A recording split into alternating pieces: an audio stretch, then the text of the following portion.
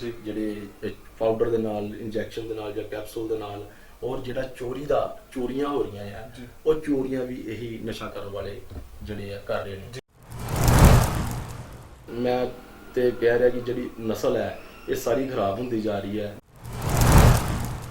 ਔਰ ਬੜੀ ਨਿੰਦਨੀ ਜਾਂ ਬੀਜੇਪੀ ਨੇ ਜਿਹੜਾ ਬਿੱਲ ਪਾਸ ਕੀਤਾ ਹੈ ਜਿਸ ਦੇ ਨਾਲ ਪੂਰਾ ਹਿੰਦੁਸਤਾਨ ਦੇ ਕਿਸਾਨਾਂ ਵਿੱਚ ਰੋਸ਼ ਆਇਆ ਹੈ। ਅੱਜ ਜਿਹੜਾ ਅਨਾਜ ਅਸੀਂ ਇਹਨਾਂ ਦੀ ਬਦੌਲਤ ਖਾ ਰਹੇ ਹਾਂ, ਜੇਕਰ ਕਿਸਾਨ ਨਹੀਂ ਤੇ ਭਾਰਤ ਵੀ ਨਹੀਂ, ਪੰਜਾਬ ਵੀ ਨਹੀਂ।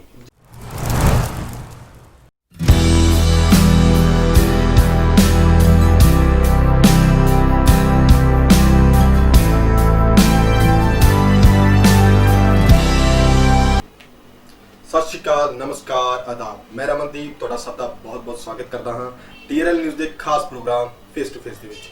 ਇਸ ਪ੍ਰੋਗਰਾਮ ਰਾਹੀਂ ਅਸੀਂ ਤੁਹਾਨੂੰ ਮਿਲਵਾਉਂਦੇ ਹਾਂ ਰਾਜਨੀਤਿਕ ਸ਼ਖਸੀਅਤਾਂ ਦੇ ਨਾਲ। ਤੇ ਅੱਜ ਸਾਡੇ ਨਾਲ ਮੌਜੂਦ ਨੇ ਪਠਾਨਕੋਟ ਸ਼ਹਿਰ ਦੇ MC ਵਾਰਡ ਨੰਬਰ 39 ਤੋਂ ਸ਼੍ਰੀ ਗਣੇਸ਼ ਕੁਮਾਰ ਵਿੱਕੀ ਜੀ। ਗਣੇਸ਼ ਕੁਮਾਰ ਵਿੱਕੀ ਜੀ, ਤੁਹਾਡਾ ਬਹੁਤ-ਬਹੁਤ ਸਵਾਗਤ ਹੈ ਸਾਡੇ ਪ੍ਰੋਗਰਾਮ ਫੇਸ ਟੂ ਫੇਸ ਦੇ ਵਿੱਚ। ਗਣੇਸ਼ ਕੁਮਾਰ ਜੀ, ਸਭ ਤੋਂ ਪਹਿਲਾਂ ਸਾਡੇ ਦਰਸ਼ਕਾਂ ਨੂੰ ਤੁਸੀਂ ਆਪਣੀ ਰਾਜਨੀਤਿਕ ਕੈਰੀਅਰ ਬਾਰੇ ਦੱਸੋ। ਕਿਵੇਂ ਤੁਸੀਂ ਵਾਰਡ ਨੰਬਰ 39 ਦੇ MC ਬਣੇ? ਜੀ, ਇਸ ਤਰ੍ਹਾਂ ਜੀ, ਅੱਜ ਤੋਂ 20 ਸਾਲ ਲਗਭਗ ਪਹਿਲਾਂ ਸਾਡਾ ਪਰਿਵਾਰ, ਸਾਡੇ ਫਾਦਰ ਸਾਹਿਬ, ਸਾਡੀ ਫੈਮਿਲੀ ਕਾਂਗਰਸ ਦੀ ਸੇਵਾ ਕਰਦੀ ਆਈ ਹੈ ਜੀ। ਔਰ ਰਾਜਨੀਤੀ ਵਿੱਚ ਮੈਨੂੰ ਆਉਣ ਦਾ ਕੋਈ ਸ਼ੌਂਕ ਨਹੀਂ ਸੀਗਾ ਜੀ। ਸੇਵਾ ਕਰਨ ਦਾ ਲੋਕਾਂ ਨੂੰ ਸ਼ੌਂਕ ਸੀਗਾ ਜੀ। ਜਿਸ ਤਰ੍ਹਾਂ ਸਟਾਰਟਲੀ ਅਸੀਂ ਇੱਕ ਆਪਣਾ ਯੂਥ ਵੈਲ ਕਲੱਬ ਸੀਗੀ ਜੀ। ਅਸੀਂ ਗਰੀਬ ਲੜਕੀਆਂ ਦੀ ਜਿਹੜੀ ਮੈਰਿਜ ਵਗੈਰਾ ਕਰਵਾਉਣੀ ਸ਼ੁਰੂ ਕੀਤੀ ਜੀ। ਜੇ ਕਿਸੇ ਨੂੰ ਕੋਈ ਵੀ ਦੁੱਖ ਤਕਲੀਫ ਜਾਂ ਪ੍ਰੋਬਲਮਸ ਹੁੰਦੀ ਉਹਦੀ ਸੋਲਵ ਕਰਨੀ।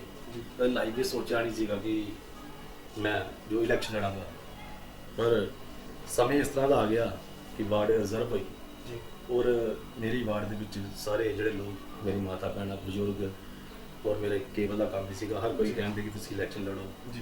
ਟਿਕਟ ਅਪਲਾਈ ਕੀਤੀ, ਜੀ। ਟਿਕਟ ਨਹੀਂ ਮਿਲੀ ਤੇ ਮੈਂ ਇਲੈਕਸ਼ਨ ਤੋਂ ਮੂੰਹ ਮੋੜ ਲਿਆ ਕਿ ਨਹੀਂ, ਇਲੈਕਸ਼ਨ ਨਹੀਂ ਲੜਨਾ। ਜੀ। 20 ਸਾਲ ਸੇਵਾ ਕੀਤੀ, ਇਲੈਕਸ਼ਨ ਦੀ ਟਿਕਟ ਨਹੀਂ ਮਿਲੀ, ਜੀ। ਤਾਂ ਵੀ ਲੋਕਾਂ ਨੇ ਜ਼ੋਰ ਭਰਿਆ, ਮੇਰੇ ਬਜ਼ੁਰਗ, ਮਾਤਾ ਭੈਣਾਂ ਨੇ, ਤੁਹਾਨੂੰ ਇੰਡੀਪੈਂਡੈਂਟ ਇਲੈਕਸ਼ਨ ਲੜਨਾ ਪੈਣਾ।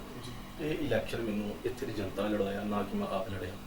ਔਰ ਇੰਡੀਪੈਂਡੈਂਟ ਇਲੈਕਸ਼ਨ ਲੜੇ, ਔਰ ਮੇਰੀ ਜਿਹੜੀ ਜਿੱਤ ਹੋਈ ਉਹ ਮੇਰੀ ਸੋਚ ਵੀ ਬਾਹਰ ਸੀਗੀ। ਲੋਕੀ ਇੰਨਾ ਮੈਨੂੰ ਕੀਤੇ ਕੰਮਾਂ ਦਾ, ਜਾਂ ਲੋਕਾਂ ਨੇ ਜਿਹੜਾ ਮੇਰਾ ਵੇਚਣਾ ਸੀਗਾ, ਜਾਂ ਮੇਰੇ ਫਾਦਰ ਸਾਹਿਬ ਜਿਨ੍ਹਾਂ ਦਾ ਰਿਲੇਸ਼ਨ ਸੀਗਾ ਬਹੁਤ ਜ਼ਿਆਦਾ, ਹੁਣ ਇਸ ਦੁਨੀਆ 'ਚ ਨਹੀਂ ਹੈ ਟੱਚ ਵਿੱਚ, ਪਰ ਉਹਨਾਂ ਦੀ ਬਦੌਲਤ ਵੀ ਔਰ ਕੁਛ ਲੋਕਾਂ ਨਾਲ ਜਿਹੜਾ ਮੇਰਾ ਪਿਆਰ ਔਰ ਮੇਰਾ ਸੁਭਾਅ, ਉਸਨੇ ਮੈਨੂੰ ਇੱਕ ਬੜੀ ਭਾਰੀ ਜਿੱਤ ਜਿਹੜੀ ਹੈ ਇੱਥੇ ਦਿਲਵਾਈ, ਇੰਡੀਪੈਂਡੈਂਟ ਹੋਣ ਦੇ ਨਾਤੇ।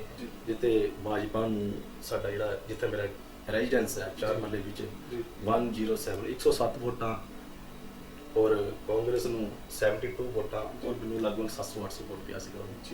ਔਰ ਉਸ ਤੋਂ ਬਾਅਦ ਮੈਂ ਪਲੱਸ ਕਸਮ ਖਾ ਲਈ ਕਿ ਜੇ ਮੈਨੂੰ ਲੋਕਾਂ ਨੇ ਇੰਨਾ ਪਿਆਰ ਕੀਤਾ ਹੈ, ਔਰ ਮੈਂ ਪਰਮਾਤਮਾ ਨੂੰ ਹਾਜ਼ਰ ਨਾਲ ਜਾਣਦੇ ਹੋਏ ਇਹ ਕਿਹਾ ਕਿ ਮੈਂ 24 ਘੰਟੇ ਲੋਕਾਂ ਦੀ ਸੇਵਾ 'ਚ ਹਾਜ਼ਰ ਰਹਾਂਗਾ।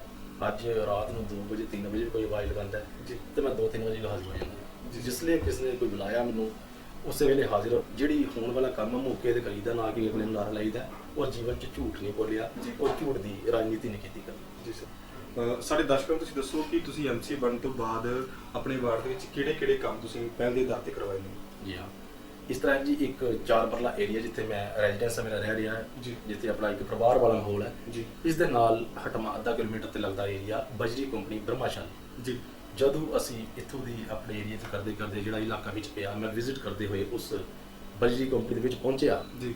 ਤੇ ਉੱਥੇ ਦੀ ਹਾਲਤ ਜੋ ਦੇਖੀ, ਇੰਨੀ ਦਇਆ ਨਹੀਂ ਸੀਗੀ ਕਿ 4 ਮਹੱਲੇ ਦੇ ਲੋਕ ਵੀ ਜਿਹੜੇ ਉਹ ਕਹਿਣ ਲੱਗ ਪਏ ਕਿ MC ਸਾਹਿਬ, ਜਦੋਂ ਤੁਸੀਂ ਜਿੱਤੋਗੇ ਤੇ ਸਭ ਤੋਂ ਪਹਿਲਾਂ ਇੱਥੇ ਜਿਹੜੇ ਆ ਗਲੀਆਂ ਗੁੜੀਆਂ ਦਾ ਕੰਮ ਕਰਵਾਇਆ ਤੁਸੀਂ, ਕਿਉਂਕਿ ਗਲੀਆਂ 4 ਫੁੱਟ 4.5 ਫੁੱਟ ਦੀਆਂ, ਉੱਥੇ ਅਪਰੋਕਸੀਮੇਟਲੀ 12-13 ਗਲੀਆਂ ਨੇ, ਜਿਨ੍ਹਾਂ ਵਿੱਚ 12-13 ਦੀ 12 ਗਲੀਆਂ ਬਣ ਗਈਆਂ ਨੇ। ਇੱਕ ਗਲੀ ਬਣਾਈ ਸੀ, ਉਹ ਠੇਕੇਦਾਰ ਠੀਕ ਨਹੀਂ ਬਣਾ ਸਕਿਆ, ਔਰ ਇਹ ਰਿਪੇਅਰ ਵੈਸੇ ਮੈਂ ਕਰਵਾ ਛੱਡੀ ਹੈ। ਫਿਰ ਵੀ ਸਾਰੀਆਂ ਗਲੀਆਂ ਕੰਪਲੀਟ ਕਰਕੇ ਇਸ ਲਈ ਬਣ ਚੁੱਕੀਆਂ ਨੇ। ਉੱਥੇ ਇੱਕ ਸਭ ਤੋਂ ਭਾਰੀ ਮੰਗ ਜਿਹੜੀ ਪੂਰੀ ਬ੍ਰਹਮਾਸ਼ਾਲ ਉਧਰ ਦੇ ਏਰੀਏ ਸੀ, ਅਜੇ ਉਧਰ ਦੀ ਏਰੀਆ ਦਾ ਕਰ ਰਿਹਾ ਤੁਹਾਨੂੰ, ਸਭ ਤੋਂ ਭਾਰੀ ਮੰਗ ਜਿਹੜੀ ਸੀ ਉਹ ਸੀ ਕਿ ਕਮਿਊਨਿਟੀ ਹਾਲ, ਜੰਝ ਘਰ ਜਿਹਨੂੰ ਕਹਿੰਦੇ ਅਸੀਂ, ਕਿਉਂਕਿ ਹਰ ਕਿਸੇ ਦਾ ਘਰ ਜਿਹੜਾ ਹੈ ਉੱਥੇ ਅੱਧਾ ਮਰਲਾ, ਪੌਣਾ ਮਰਲਾ, 1 ਮਰਲਾ, ਜਿਹੜਾ ਕੋਈ ਟਾਵਾਂ ਘਰ ਜਿਹੜਾ 2 ਮਰਲੇ ਜਗ੍ਹਾ ਹੋਊਗੀ, ਉਹਨਾਂ ਕੋਲ ਨਾ ਤੇ ਕੋਈ ਟੈਂਟ ਲਗਾਉਣ ਦੀ ਜਗ੍ਹਾ ਹੈ। ਇੱਕ ਦਿਹਾੜੀ ਦਬਕੇ ਵਾਲੇ 90% ਲੋਕ ਨੇ, ਜਿਹੜਾ ਕੋਈ ਜਾਂ ਮਜ਼ਦੂਰੀ ਕਰਦਾ ਹੈ ਜਾਂ ਆਪਣਾ ਪੇਟ ਮਜ਼ਦੂਰੀ ਨਾਲ ਹੀ ਪਾਲਦਾ ਲਗਭਗ ਸਾਰੇ ਘਰ।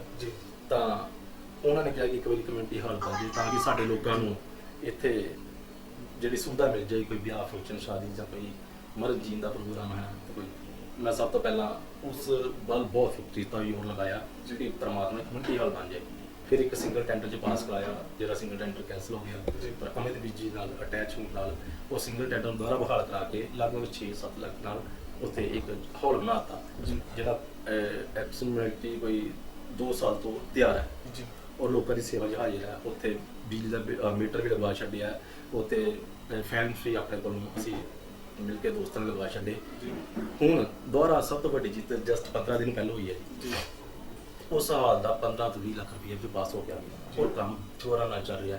ਥੱਲੇ ਬਿਲਡਿੰਗ ਜਿਹੜੀ ਰਹਿ ਗਈ ਹੈ ਉਹ ਵੀ ਕੰਪਲੀਟ ਹੋ ਰਹੀ ਹੈ। ਇੱਕ ਰੂਮ ਥੱਲੇ ਬਣ ਰਿਹਾ, 2 ਬਾਥਰੂਮ ਬਣ ਰਹੇ ਨੇ, ਇੱਕ ਹਾਲ ਪੂਰਾ ਉੱਪਰ ਬਣ ਰਿਹਾ, ਇੱਕ ਰੂਮ ਉੱਪਰ 2 ਬਾਥਰੂਮ ਬਣ ਰਿਹਾ, 3rd ਫਲੋਰ ਤੇ ਉਸਦੀ ਜੋ ਹੈ ਰਸੋਈ ਘਰ ਬਣ ਰਿਹਾ।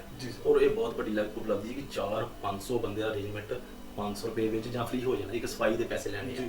ਔਰ ਬੜੀ ਵੱਡੀ ਮੇਰੇ ਮਨ ਨੂੰ ਸਕੂਨ ਹੈ ਕਿ ਉਹ ਲੋਕਾਂ ਨੂੰ ਬੈਂਡ ਉੱਠਣ ਦਾ ਜਿਹੜਾ ਮਿਲ ਗਿਆ ਸਿਸਟਮ। ਔਰ ਉਹਦੇ ਨਾਲ ਪਲੱਸ ਉੱਥੇ ਕਮ ਸੇ ਕਮ ਜਿਸ ਤਰ੍ਹਾਂ 500 ਫੈਮਿਲੀ ਹੈ, 500 ਫੈਮਿਲੀ ਵਿੱਚੋਂ ਕੋਈ ਇੱਕਾ ਦੁੱਕਾ ਗਲੀ ਵਿੱਚ ਸੀਵਰੇਜ ਪਿਆ ਹੋਇਆ ਸੀ।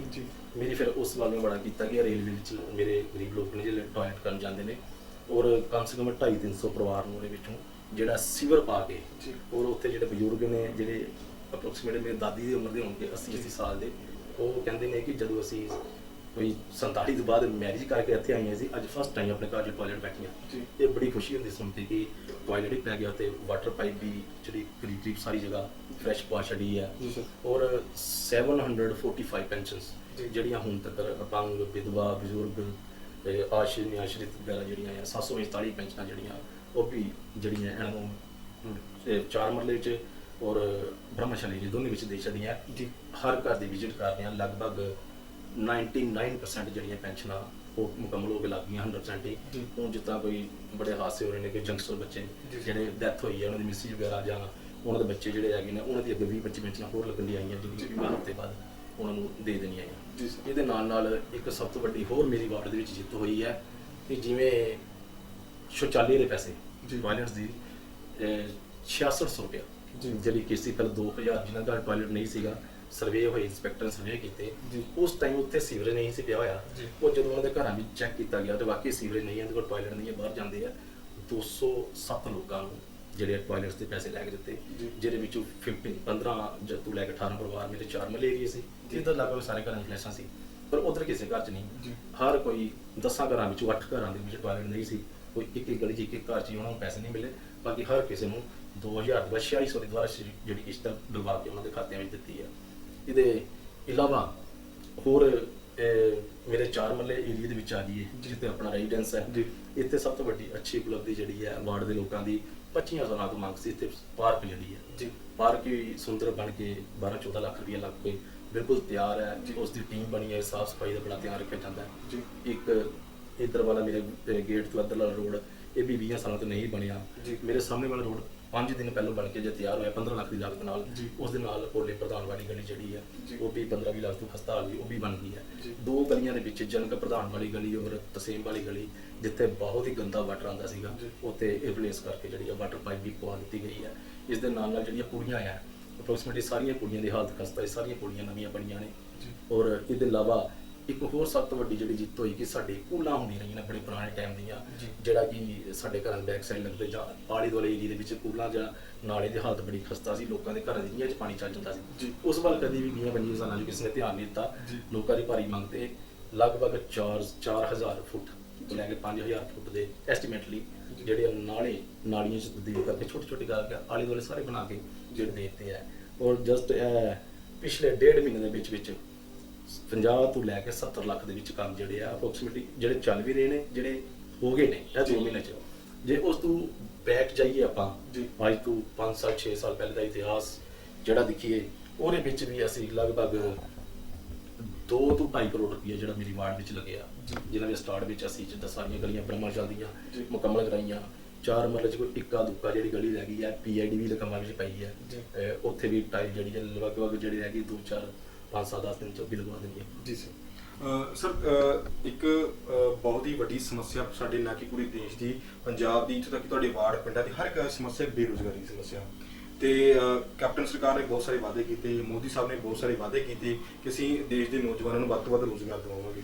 ਤੇ ਤੁਹਾਡੇ ਵਾਰਡ ਦੇ ਵਿੱਚ ਤੁਹਾਡੀ ਨਿਗਾਹ ਦੇ ਵਿੱਚ ਕਿੰਨੇ ਕੁ ਅਜਿਹੇ ਨੌਜਵਾਨ ਨੇ ਜਿਨ੍ਹਾਂ ਨੂੰ ਕੈਪਟਨ ਸਰਕਾਰ ਨੇ ਨੌਕਰੀ ਦਵਾਈ ਆ ਜਾਂ ਹੋਰ ਕਿਸੇ ਖੇਤਰ ਦੇ ਵਿੱਚ ਤੁਸੀਂ ਉਹਨਾਂ ਨੂੰ ਰੁਜ਼ਗਾਰ ਦੇ ਵਿੱਚ ਤੁਸੀਂ ਸਫਲ ਹੋਏ? ਇਸ ਤਰ੍ਹਾਂ ਜੀ 3-4 ਲੜਕੇ ਜਿਹੜੇ ਆ ਗੁੜਗਾਉਂ ਜੀ ਅਸੀਂ ਮੈਂ 1-2 ਲੜਕਾ 4 ਮੁੰਡੇ ਦਾ 2 ਬਰਮਾ ਦਾ ਜੀ। ਹੈ ਗੁੜਗਾਉਂ ਹੀਰੋ ਏਜੰਸੀ ਵਿੱਚ ਭੇਜੇ ਅੱਜ 3-3 ਸਾਲ ਤੋਂ ਲੱਗੇ ਨੇ ਬੱਚੇ ਜੀ। ਬੜਾ ਅੱਛਾ ਰਿਸਪੌਂਸ ਆਉਂਦੇ ਨੇ ਮਿਲਦੇ ਨੇ ਦੇਖਿਆ ਜੀ ਬੜਾ ਅੱਛਾ ਹੈ 20,000 ਲਗਭਗ ਉਹਨਾਂ ਤਨਖਾਹ ਹੈ ਔਰ ਰਹਿਣ ਦਾ ਵੀ ਕੰਪਨੀ ਵੱਲ ਮਿਲ ਰਿਹਾ ਹੈ। ਇੱਕ ਦਿਨ ਮੈਨੂੰ ਇਸ ਤਰ੍ਹਾਂ ਕਿ ਸਲਮ ਏਰੀਆ ਹੋਣ ਕਰਕੇ ਇੱਕ ਬਰਮਾਸ਼ਾਲ ਏਰੀਆ ਜਿਹੜਾ ਮੇਰੇ 'ਚ ਉੱਥੇ ਮੈਨੂੰ ਗ੍ਰੈਜੂਏਸ਼ਨ ਬੱਚੇ ਚਾਹੀਦੇ ਸੀਗੇ ਜੀ। 2-3-4 ਬੱਚੇ ਗ੍ਰੈਜੂਏਸ਼ਨ ਐਮਐਲਏ ਸਾਹਿਬ ਨੇ ਕਿਹਾ ਕਿ ਭੇਜੋ ਮੈਂ ਕੰਪਨੀ ਰਜਿਸਟਰ ਕਰਵਾਉਣਾ ਨੂੰ ਅੱਛੀ ਮੈਂ ਸਾਰੀ ਵਾਰਡ 'ਚ ਗਿਆ ਤੇ ਚਲੋ ਹੈਰਾਨਗੀ ਵੀ ਹੈ ਕਿ ਉਸ ਵਾਰਡ 'ਚ ਗ੍ਰੈਜੂਏਸ਼ਨ ਕੀਤਾ ਬੱਚਾ ਨਹੀਂ ਮੈਨੂੰ ਮਿਲਿਆ ਜੀ। ਜਿਹੜੇ 2-3 ਬੱਚੇ ਗ੍ਰੈਜੂਏਟ ਕੀਤੀ ਉਹ ਆਲਰੇਡੀ ਸੈੱਟ ਸੀਗੇ ਜੀ। ਔਰ 10th ਜਾਂ 8th ਜਾਂ ਇੱਥੇ ਤੱਕ ਅਗਲੀ ਆਉਣ ਵਾਲੀ ਜਨਰੇਸ਼ਨ ਕਹਿ ਰਹੇ ਵੈਸੇ ਪੜ੍ਹਾਈ ਕਰ ਰਹੀ ਹੈ ਜੀ। ਜਿਸ ਤਰ੍ਹਾਂ ਹੀ ਅੱਛਾ ਪੜ੍ਹਨਗੇ ਉਹਨਾਂ ਨੂੰ ਯੂਬਾ ਵਿੱਚ ਵੀ ਐਮਐਲਏ ਸਾਹਿਬ ਨੂੰ ਕਹਿ ਕੇ ਜ਼ਰੂਰ ਜਿੱਥੇ ਜਿੱਥੇ ਐਡਜਸਟਮੈਂਟ ਹੋਈ ਜ਼ਰੂਰ ਕਰਾਵਾਂਗੇ ਉਹਨਾਂ ਦੀ। ਜੀ ਸਰ, ਤੁਸੀਂ ਕਿਹਾ ਵੀ ਗੁੜਗਾਉਂ ਤੁਸੀਂ ਨੌਕਰੀ ਦਵਾਈ ਹੈ ਪਰ ਆਪਣੇ ਨੇੜੇ ਇੱਕ ਫੈਕਟਰੀ ਖੁੱਲ ਚੁੱਕੀ ਹੈ ਪੈਪਸੀਕੋ ਦੀ, ਠੀਕ ਹੈ ਜੀ। ਉੱਥੇ ਮੇਰੀ ਨਿਗਾਹ ਦੇ ਵਿੱਚ ਮੈਂ ਜਿੱਥੇ ਤੱਕ ਸਰਵੇ ਅਸੀਂ ਕਰ ਚੁੱਕੇ ਸਾਡੀ ਟੀਮ ਤੇ ਉੱਥੇ ਪਿੰਡਾਂ ਦੇ ਵਿੱਚ ਵੀ ਮੈਂ ਪਿੱਛੇ ਵਾਰਡ ਵੀ ਹੈ ਕਈ ਮੈਂ ਸਰਵੇ ਕਰਕੇ ਆਇਆ ਇੱਕਾ ਦੁੱਕਾ ਬੱਚੇ ਜਿਹਨਾਂ ਨੂੰ ਪੈਪਸੀਕੋ ਦੇ ਵਿੱਚ ਨੌਕਰੀ ਮਿਲੀ ਹੈ ਤੇ ਤੁਸੀਂ ਵੀ ਕੋਸ਼ਿਸ਼ ਕੀਤੀ ਕਿ ਵੱਧ ਤੋਂ ਵੱਧ ਜਿਹੜੇ ਬੱਚੇ ਆਪਣੇ ਲੋਕਲ ਉਹਨਾਂ ਨੂੰ ਉੱਥੇ ਨੌਕਰੀ ਦਿੱਤੀ ਜਾ ਸਕੇ। ਪੜ੍ਹਾਈ ਇੱਕ ਬੜੀ ਮਾਧਿਅਮ ਰੱਖਦੀ ਹੈ ਜੀ। ਜੇਕਰ ਸਾਡੇ ਜਿਹੜੇ ਨਵੀਂ ਜਨਰੇਸ਼ਨ ਹੈ ਇਹ ਕੋਈ ਐਜ਼ ਅ ਲੇਬਰ ਦੇ ਕੰਮ ਵਿੱਚ ਖੁਸ਼ ਨਹੀਂ ਹੈਗੇ, ਇਹ ਚਾਹੁੰਦੇ ਨੇ ਜਿੱਦਾਂ ਕਿ ਸੁਪਰਵਾਈਜ਼ਰ ਕੀਤੀ ਜਾਏ ਪਰ ਉਸ ਦੇ ਲਈ ਗ੍ਰੈਜੂਏਸ਼ਨ ਜਾਂ ਕੋਈ ਡਿਗਰੀ ਹੋਣੀ ਬੜੀ ਜ਼ਰੂਰੀ ਹੈ ਜਿਹੜੀ ਮੇਰੀ ਵਾਰਡ ਵਿੱਚ ਨਹੀਂ ਹੈ। ਫਿਰ ਉਸ ਤੋਂ ਹਟ ਕੇ ਵੀ ਮੈਂ ਕਾਫੀ ਨੂੰ ਰਿਕੁਐਸਟ ਕੀਤੀ ਕਿ ਆ ਕੇ ਤੁਸੀਂ ਜੇ ਕਰਨਾ ਚਾਹੁੰਦੇ ਹੋ ਅਪਲਾਈ ਕਰਕੇ ਤੇ ਮੈਂ ਤੁਹਾਨੂੰ ਲਗਵਾ ਸਕਦਾ। 2-3 ਬੱਚਿਆਂ ਨੂੰ ਕਿਹਾ ਸੀਗਾ ਪਰ ਕੋਈ 8th ਜਾਂ 9th ਕਰਕੇ ਨਹੀਂ ਜਾ ਪਾਏ ਉੱਥੇ। ਤੇ ਇੱਕ ਸਰ ਬਹੁਤ ਹੀ ਵੱਡਾ ਮਸਲਾ ਹੈ ਆਪਣੇ ਪੰਜਾਬ ਦਾ ਦੇਸ਼ ਦਾ ਆਪਣੇ ਪਠਾਨਕੋਟ ਏਰੀਆ ਦਾ ਵੀ ਕਿ ਨਸ਼ਾ ਜਿਹੜਾ ਆ ਉਹ ਬਹੁਤ ਹੀ ਬੁਰੀ ਤਰ੍ਹਾਂ ਫੈਲਿਆ ਪਿਛਲੇ 10 ਸਾਲਾਂ ਤੋਂ ਜਿਹੜਾ ਇਹ ਪੰਜਾਬ ਨੂੰ ਇਹ ਘੁਣ ਵਾਂਗੂ ਖਾ ਰਿਹਾ ਹੈ ਤੇ ਹੁਣ ਵੀ ਜਿਹੜੇ ਆਪਣੀ ਸਰਕਾਰ ਨੇ ਇਸ ਕਸਮਾਂ ਖਾਧੀਆਂ ਸੀ ਕੈਪਟਨ ਸਾਹਿਬ ਨੇ ਗੁਟਕਾ ਸਾਹਿਬ ਦੀ ਕਿ ਅਸੀਂ ਮਹੀਨੇ ਦੇ ਵਿੱਚ ਹੀ ਨਸ਼ਾ ਜਿਹੜਾ ਖਤਮ ਕਰ ਦਾਂਗੇ। ਤੁਹਾਨੂੰ ਕੀ ਲੱਗਦਾ ਕਿ ਤੁਹਾਡੇ ਵਾਰਡ ਦੇ ਵਿੱਚ ਸ਼ਹਿਰ ਦੇ ਵਿੱਚ ਨਸ਼ਾ ਕਿੰਨਾ ਕੁ ਖਤਮ ਹੋ ਚੁੱਕਿਆ? ਦੇਖੋ ਜੀ ਪਹਿਲੇ ਤੋਂ ਕਾਫੀ ਹੁਣ ਫਰਕ ਹੈ ਜੀ। ਜਦੋਂ ਅਸੀਂ ਐਜ਼ ਅ ਕਾਉਂਸਲਰ ਬਣੇ ਸੀਗੇ ਐਜ਼ ਏ ਜਦੋਂ ਸਰਕਾਰ ਆਈ ਹੈ ਉਸ ਦੇ ਵਿੱਚ ਨਸ਼ਾ ਜਿਹੜਾ ਆ ਇੰਨਾ ਕੁ ਜ਼ਿਆਦਾ ਮਤਲਬ ਅੱਜ ਵੀ ਕਰ ਰਹੇ ਨੇ ਜੀ।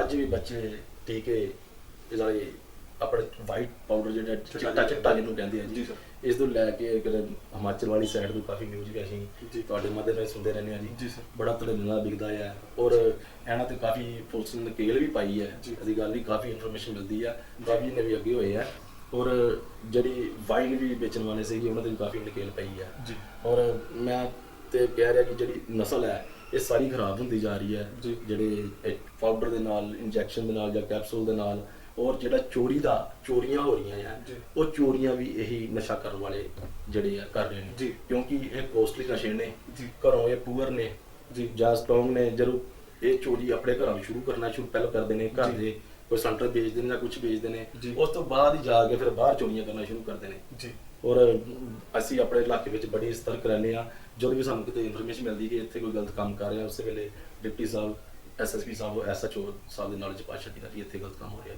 ਜੀ ਸਰ ਸਾਡੇ ਦਰਸ਼ਕਾਂ ਨੂੰ ਦੱਸੋ ਕਿ ਤੁਸੀਂ ਇਸ ਵਕਤ ਕਾਂਗਰਸ ਸਰਕਾਰ ਨਾਲ ਕਿਵੇਂ ਤਾਲਮੇਲ ਬਣਾ ਕੇ ਕੰਮ ਕਰ ਰਹੇ ਹੋ? ਤੁਸੀਂ ਵੈਸੇ ਆਜ਼ਾਦ ਇਲੈਕਸ਼ਨ ਲੜਿਆ ਸੀ ਤੇ ਬਾਅਦ ਵਿੱਚ ਕਿਵੇਂ ਤੁਹਾਡਾ ਤਾਲਮੇਲ ਕਾਂਗਰਸ ਸਰਕਾਰ ਨਾਲ ਬਣਿਆ? ਕਿਵੇਂ ਦਾ ਰਿਸ਼ਤਾ ਤੁਸੀਂ ਲੋਕਾਂ ਦੀ ਹੈਲਪ ਕਰਨ ਲਈ ਤੁਸੀਂ ਸਰਕਾਰ ਨਾਲ ਮਿਲ ਕੇ ਕਿਵੇਂ ਦਾ ਕੰਮ ਕਰਵਾ ਰਹੇ ਹੋ? ਸਰਕਾਰ ਤੁਹਾਡੀ ਕਿੰਨੀ ਕੁ ਮਦਦ ਕਰ ਰਹੀ ਹੈ ਲੋਕਾਂ ਦੀ ਡਿਵੈਲਪਮੈਂਟ ਲਈ? ਠੀਕ ਹੈ ਜੀ ਮੈਂ ਬੜਾ ਖੁਸ਼ ਹਾਂ ਐਮਐਲਏ ਸ਼੍ਰੀ ਅਮਿਤ ਵਿਜ ਜੀ ਤੇ ਜਦੋਂ ਯੰਗਸਟਰ ਐਮਐਲਏ ਨੇ ਆਪਣੇ ਹਮੇਜ਼ ਨੇ ਜਦੋਂ ਇਹਨਾਂ ਨਾਲ ਮੈਂ ਸਿਟਿੰਗ ਕੀਤੀ ਬੈਠਾ ਇਹਨਾਂ ਨੇ ਮੇਰੇ ਬਾਰੇ ਕੁਝ ਜਾਣਿਆ ਜਾਂ ਮੈਡਮ ਬਾਰੇ ਜਾਣਿਆ ਕਰਦੇ ਆਪਣਾ ਰਿਸ਼ਤਾ ਇੱਕ ਫੈਮਿਲੀ ਵਾਲਾ ਰਿਸ਼ਤਾ ਉਹਨਾਂ ਨਾਲ ਬਣ ਗਿਆ।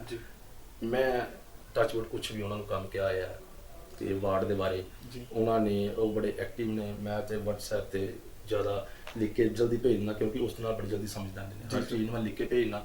ਮੇਰੀ ਵਾਰਡ ਜਿੱਦਾਂ ਕੋਈ ਨਿੱਕੀ ਨਿੱਕੀ ਪ੍ਰੋਬਲਮ ਆਉਂਦੀ ਬਹੁਤ ਸਾਰੀਆਂ ਪ੍ਰੋਬਲਮ ਵਿੱਚ ਉਹਨਾਂ ਨੇ ਫਾਈਨੈਂਸ਼ਲੀ ਹੈਲਪ ਆਪਣੀ ਜੇਬ ਵਿੱਚੋਂ ਕੀਤੀ ਜਿਸ ਤਰ੍ਹਾਂ ਜੰਜ ਘਰ ਦੇ ਵਿੱਚ ਇੱਕ ਪੂੜੀ ਦਾ ਕੰਮ ਸੀਗਾ 11,000 ਰੁਪਏ ਜੇਬ ਦਿੱਤਾ ਜਾਂ ਛੋਟੀ ਮੋਟੀ ਵਾਈਟ ਆਣੀ ਕੁਛ ਵੀ ਹੈਗਾ ਯਾਰ ਜੇ ਤੇ ਕਾਰਪੋਰੇਸ਼ਨ 'ਚ ਨਹੀਂ ਹੋਈ ਮੌਜੂਦਾ ਚੀਜ਼ ਤੇ ਮੈਂ ਉਹਨਾਂ ਕੋਲੋਂ ਤੇ ਉਹਨਾਂ ਨੂੰ ਬੋਲ ਦਿੰਦਾ ਸਾਰਾ ਇਮੀਡੀਏਟਲੀ ਵਾਰਡ ਬੜੀ ਗਰੀਬ ਹੈ ਤੇ ਉਸ ਵੇਲੇ ਆਪਣੇ ਕੋਲੋਂ ਵੀ ਹੈਲਪ ਕਰ ਦਿੰਦੇ ਨੇ। ਇਹ ਇਸ ਵੇਲੇ ਜਿੰਨੇ ਵਾਰਡ 'ਚ ਕੰਮ ਚੱਲ ਰਹੇ ਨੇ ਮੇਰੇ ਖਿਆਲ ਕਿ ਚਲੋ ਸਾਰੇ ਸ਼ਹਿਰ ਦੇ ਵਿੱਚ ਕੰਮਾਂ ਦਾ ਹਨੇਰਾ ਚੱਲਿਆ ਹਰ ਵਾਰਡ ਦੇ ਵਿੱਚ ਕਿਸੇ ਵੀ ਵਿਜ਼ਿਟ ਕਰੋ ਹਰ ਜਗ੍ਹਾ ਗਲੀਆਂ ਨਾਲੀਆਂ ਵਗੈਰਾ ਬਣ ਰਹੀਆਂ ਨੇ ਪਰ ਮੈਨੂੰ ਲੱਗਦਾ ਕਿ ਮੇਰੀ ਵਾਰਡ ਵਿੱਚ ਉਸ ਬਾਕੀ ਵਾਰਡਾਂ ਨਾਲੋਂ ਵੀ ਜ਼ਿਆਦਾ ਇਹ ਕੰਮ ਹੋਣ ਵਾਲਾ ਸੀ ਜੀ। ਔਰ ਸਭ ਤੋਂ ਜ਼ਿਆਦਾ ਪੈਸੇ ਮੇਰੀ ਵਾਰਡ ਦੇ ਮਨਜ਼ੂਰ ਹੋਏ ਜੀ ਸਰ ਸਾਡੇ ਦਰਸ਼ਕਾਂ ਨੂੰ ਦੱਸੋ ਕਿ ਤੁਹਾਡੀ ਨਿਗਾਹ ਦੇ ਵਿੱਚ ਜਿਹੜੀ ਕੈਪਟਨ ਸਰਕਾਰ ਹੈ, ਕਾਂਗਰਸ ਸਰਕਾਰ ਹੈ, ਪੂਰੇ ਪੰਜਾਬ ਦੇ ਵਿੱਚ ਕਿਵੇਂ ਦਾ ਕੰਮ ਕਰ ਰਹੀ ਹੈ? ਤੁਸੀਂ 10 ਦੇ ਵਿੱਚੋਂ ਉਹਨਾਂ ਨੂੰ ਕਿੰਨੇ ਨੰਬਰ ਦਿਓਗੇ?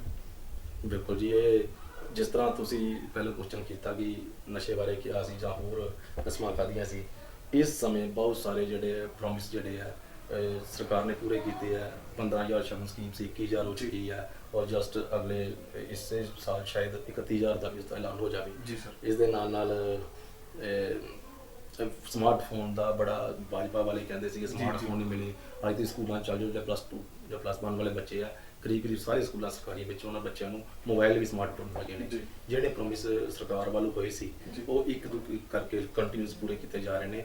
ਜਿਸ ਤਰ੍ਹਾਂ ਹੋਰ ਵੀ ਹੈਗੇ ਆ, ਜਿੱਦਾਂ ਤੁਸੀਂ ਇਹ ਕਹਿ ਰਹੇ ਹੋ, ਆਪਣਾ ਸਭ ਤੋਂ ਵੱਡੀ ਨਿੰਦਨੀय ਗੱਲ ਜਿਹੜੀ ਕ੍ਰਿਸ਼ੀ ਜਿਹੜਾ ਆ ਕਿਸਾਨਾਂ ਬਾਰੇ, ਕਿਸਾਨਾਂ ਦਾ ਜਿਹੜਾ ਦੱਸਿਆ ਤੁਸੀਂ ਕਿ ਇੱਕ ਤੇ ਬੜਾ ਦਿਆਨੀ ਹਾਲਤ ਵਿੱਚ ਕਾਂਗਰਸ ਆਪਣੇ ਕਿਸਾਨ ਬੜੇ ਦਿਆਨੀ ਹਾਲਤ ਵਿੱਚ ਨੇ ਸ਼ੁਰੂ ਤੋਂ, ਔਰ ਬੜੀ ਨਿੰਦਨੀ ਜਾਂ ਬੀਜੇਪੀ ਨੇ ਜਿਹੜਾ ਬਿੱਲ ਪਾਸ ਕੀਤਾ ਹੈ ਜਿਸ ਦੇ ਨਾਲ ਪੂਰਾ ਹਿੰਦੁਸਤਾਨ ਦੇ ਕਿਸਾਨਾਂ ਵਿੱਚ ਰੋਸ਼ ਆਇਆ ਹੈ। ਕਿਉਂਕਿ ਅੱਜ ਜਿਹੜਾ ਅਨਾਜ ਅਸੀਂ ਇਹਨਾਂ ਦੀ ਬਦੌਲਤ ਖਾ ਰਹੇ ਹਾਂ, ਜੇਕਰ ਕਿਸਾਨ ਨਹੀਂ ਤੇ ਭਾਰਤ ਵੀ ਨਹੀਂ, ਪੰਜਾਬ ਵੀ ਨਹੀਂ, ਤੇ ਇਹਨਾਂ ਦੀ ਹੈਲਪ ਕਰਨੀ ਚਾਹੀਦੀ ਹੈ। ਪੰਜਾਬ ਸਰਕਾਰ ਇਕਜੁੱਟ ਹੋ ਕੇ, ਸਾਰੀ ਕਾਂਗਰਸ ਜਿਹੜੀ ਹੈ ਸਾਡੀ ਪੰਜਾਬ ਦੀ ਇਕਜੁੱਟ ਹੋ ਕੇ ਕਿਸਾਨਾਂ ਦੀ ਮਦਦ ਕਰ ਰਹੀ ਹੈ ਔਰ ਵਧੀਆ ਪੰਜਾਬ ਵਿੱਚ ਬਿੱਲ ਵੀ ਪਾਸ ਜਿਹੜਾ ਕਿਸਾਨਾਂ ਦੇ ਹੱਕ ਵਿੱਚ ਕੀਤਾ ਗਿਆ ਹੈ ਔਰ ਨਿੰਦਨੀ ਹੈ। ਸਾਰਾ ਹਿੰਦੁਸਤਾਨ ਮੋਦੀ ਸਾਹਿਬ ਨੂੰ ਕਹਿ ਰਿਹਾ ਹੈ।